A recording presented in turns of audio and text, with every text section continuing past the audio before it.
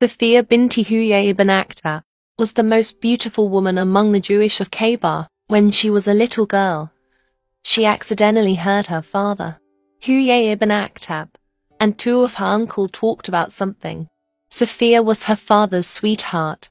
So, when her uncle tried to make her leave cause they want to talk about something that very confidential, her father mad to them. He said, "I would rather lose the world than make her cry. Let her be." Then Shafiyah remained sprawled in her father's leg, and she heard her uncle ask her father, "What do you think about Muhammad?" And her father said, "He was a truly prophet. All of the Torah's prophecy were on him." Then the other uncle said, "So what you're gonna do?" And her father said, "I will do my best to fight against him." That sounds silly, but her uncle said, "And we will be on your side." And so the time passed, and that time took place on Medina. Shafiyah grew up in the fortress of Banu Nadir, one of the Jewish tribes in Medina. Then she married by Kinana ibn Abi Hukayk when she was 15. Then it happened. Banu Nadir made an attempt of murder to Prophet Muhammad alayhi salatu wasalam by trying to drop a big rock over his head while Prophet sat in front of their house. But Jibreel informed the Prophet, and then Rasulullah left without saying anything, and then back again with troops. So Banu Nadir expelled from Medina cause they broke the peace agreement between their tribe and Muslimin. So Shafiyah had to go along with her tribe to Khaybar. There was the place for 3 Jewish tribes of ex-Medina gathered in one place. Huyay ibn Akhtab, the father of Shafiyah, and the highest monks among them still held his vow to fight against Muhammad Rasulullah, but they didn't want to get their hand dirty. So they funded Mecca, under the command of Abu Sufyan, to make an alliance for all Arabs to invade Medina. Then it happened. 10,000 Arab alliance invaded Medina. That we known as the Battle of Azab, from the word hizib, that means alliances, or we know it as the Battle of Kondak, which means ditch, because Medina made a huge ditch to prevent the invasion of those Arab alliance. Then for the sum of it, Arab alliance failed to conquer Medina and retreated back to where they belong. So, Prophet Muhammad alayhi salatu wasalam initiated to have some counter-attack to prevent the same alliance forged again in the future, and to punish those tribes, while they are not united as one large group. So it began, one by one.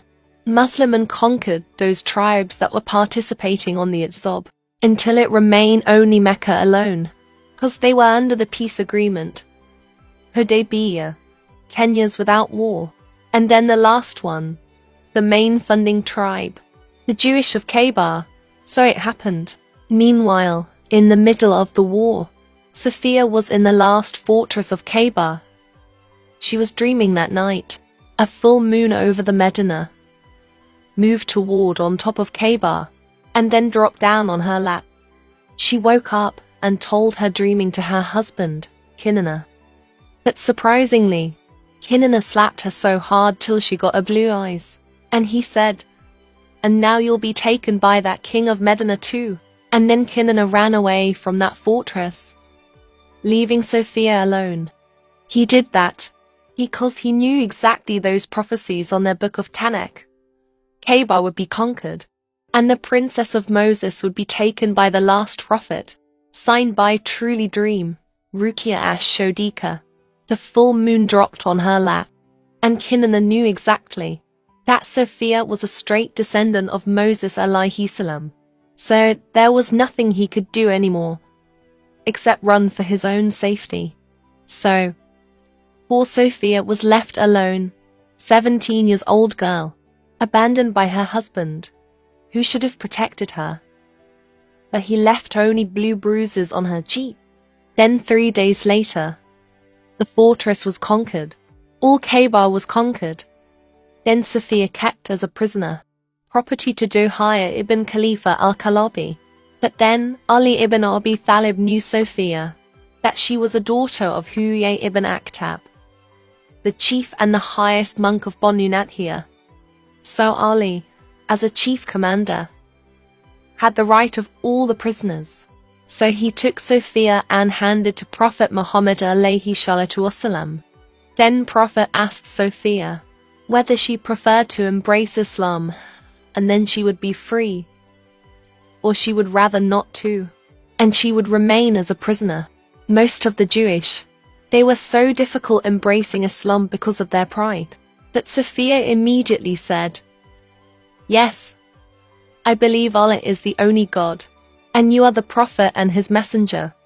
Then Sophia, as a free Muslima woman, she married Prophet Muhammad alayhi salatu wasalam on the way home to Medina.